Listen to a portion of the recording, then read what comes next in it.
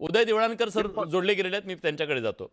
उदय sir, आता मांडणी अशी केली जाते की ही विन विन सिच्युएशन आहे. विरोधक म्हणतात की दबावाच्या पोटी इथल्या शेतकऱ्याचा घात करण्याचा प्रयत्न झालेला आहे, असा आरोप आहे.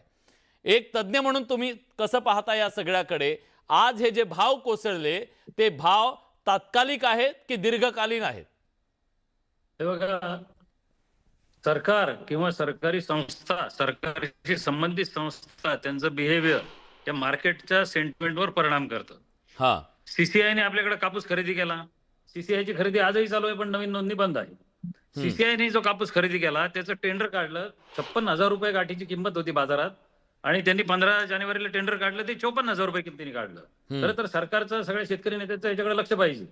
54,000 रुपये त्यांनी 2,000 रुपये बाजार किमतीपेक्षा कमी टेंडर काढल्यानंतर बाजाराचं सेंटिमेंट बिघडलं, आणि कापसात हडकंप उडाला की सगळ्या मार्केटमध्ये हडकंप उडाला. आणि सगळ्यात महत्वाची गोष्ट काय आहे की आपण आपसात चर्चा करतो आहोत, परंतु सगळ्यात जास्त खुलासा लवकर यायला पाहिजे तो आपल्या वाणिज्य विभागाकडून, की नक्की काय आहे. की जर सेंटिमेंट खराब होत आहे तर खुलासा कोणी द्यायचा आहे? खुलासा द्यायला पाहिजे सरकारनी, आणि तो स्पष्ट खुलासा द्यायला पाहिजे की कोटा किती लावलेला आहे तुम्ही. कोट्यानी सुद्धा परिणाम होईल. इम्पोर्ट झालं तरी कोटा किती आहे त्याच्यावर, कारण आतमध्ये सुद्धा आपल्याला त्रास होतो. पोल्ट्री गिल्डच्या लोकांनी सांगितलं मक्याचे भाव लिमिट करा की मक्याचे आयात होते, सोयाबीनचे भाव लिमिट करा की पेंड आयात होते. मग तुम्ही नक्की किती कोटा ठेवलेला आहे आणि आयात किती होणार आहे याच्या बाबतीत स्पष्टता यायला पाहिजे. आणि ह्या ज्या घटना घडतात, बारीक सारीक घटनांनी फार मोठी घटना आहे, कारण कापूस क्षेत्रामध्ये सगळ्यात जास्त आत्महत्या होतात. तिथं जर बाजार भावापेक्षा टेंडर 2,000 कमी होत असेल आणि पुढची नोंदणी बंद होत असेल तर याचा मार्केटच्या सेंटिमेंटवर परिणाम होतो. हा सगळ्यांना ही कल्पना आहे की अजून काहीही झालं नाही तरी एवढा हडकंप आहे, आणि हे चांगलं नाही. याच्यात इंटरफेरन्सची आवश्यकता आहे, याच्यात शेतकऱ्यांना विश्वास देण्याची आवश्यकता आहे, व्यापाऱ्यांना विश्वास देण्याची आवश्यकता आहे, आणि हे तातडीने करण्याची गरज आहे. विलासजी, बर, पण एक मुद्दा सर, आता सोयाबीनचे सुद्धा भाव त्याच्या जे कोसळलेले आहेत, हे कोसळलेले भाव त्याच्या मागचं कारण काय आहे? थेट आपण करार केला त्याचा हा परिणाम आहे की केवळ सेंटिमेंट्स आहे तिथं सुद्धा? नाही, बघा, जेव्हा कापसाचे भाव पडले, कापसाची खरेदी कमी झाली, सरकीचे भाव पडले. सरकी ही तेलाचा मोठा सोर्स आहे. आज देशी तेलाचं जे एकूण उत्पादन आहे आपल्या, त्याच्यापैकी 20% तेल फक्त सरकीमधून येतं आपल्याकडे. म्हणजे देशी उत्पादन आहे त्यापैकी 20% वाटा सरकीचा आहे.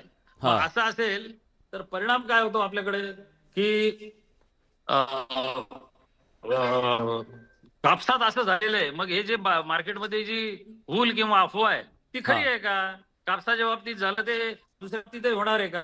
मग या बाबतीत सगळ्यात मोठा इंटरफेरन्स सरकारने केला पाहिजे. इतके मोठाले आरोप होत आहेत तुमच्यावर, तुम्ही पुढे येऊन पटकन सांगायला पाहिजे की हे असं नाहीये. आणि जर तसं होणार असेल तर मग ऑब्व्हियसली शेतकरी त्यांच्या पद्धतीने उत्तर देतील.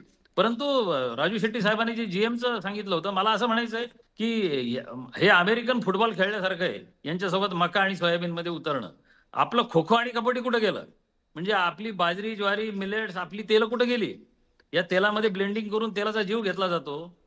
करडीच्या तेलाला जगभर डिमांड आहे, तिळाच्या तेलाला जगभर डिमांड आहे, जवसाची डिमांड आहे, आणि याच्यामध्ये ब्लेंडिंग करून आपला जीव घेतला जातो. नाही, मग सर त्या दृष्टीनं पावलं तर उचलावी लागतील. इथल्या शेतकऱ्याला सांगावं तर लागेल की आपण पुढे कसं जायचं आता या सगळ्या संदर्भात. एक तग्या कोणीतरी आहे आणि तो त्याच्या पद्धतीनं सगळं करतोय, तर मग आपल्या शेतकऱ्याला वाऱ्यावर तर सोडता येणार नाही. ही भूमिका तर घ्यावी लागेल ना. आणि म्हणूनच आज या चर्चेच्या माध्यमातून आपला प्रयत्न हाच होता की आज मार्केटमध्ये जी भीतीची परिस्थिती आहे ती वस्तुस्थिती आहे की पुन्हा एक प्रकारचं हे कटकारस्थान आहे. जर नसेल तर सरकारनं समोर येऊन स्पष्टपणे सांगितलं पाहिजे, जसं आता सर सांगितले त्याप्रमाणे वस्तुस्थिती काय आहे. का अमेरिकेच्या सगळ्या अधिकाऱ्यांकडून आपल्याला कळतं, तिथल्या मंत्र्यांकडून कळतं, इथं स्पष्टपणे का नाही सांगितलं जात? ती पारदर्शकता का ठेवली जात नाही? हा सवाल मात्र आज अनुत्तरित आहे, आणि त्या प्रश्नाचं उत्तर पुढच्या काळात मिळतं का बघावं लागेल. पण आज शेतकरी संकटात आहे, कारण त्याला जी आशा वाटत होती भाव वाढतायत, ती आशा मेली आहे. या चर्चेत आपण सगळेजण आलात राजकारणाच्या पक्षीय भेदाभेदाच्या पलीकडे जाऊन शेतकऱ्यांच्या साठी अतिशय मार्मिक पद्धतीनं तुम्ही चर्चा केली, त्याबद्दल मी तुमचे मनापासून आभार व्यक्त करतो. कारण आज राज्यातला नाही देशातला शेतकरी डोळे लावून बसलाय या सगळ्या टीव्हीच्या स्क्रीनकडे.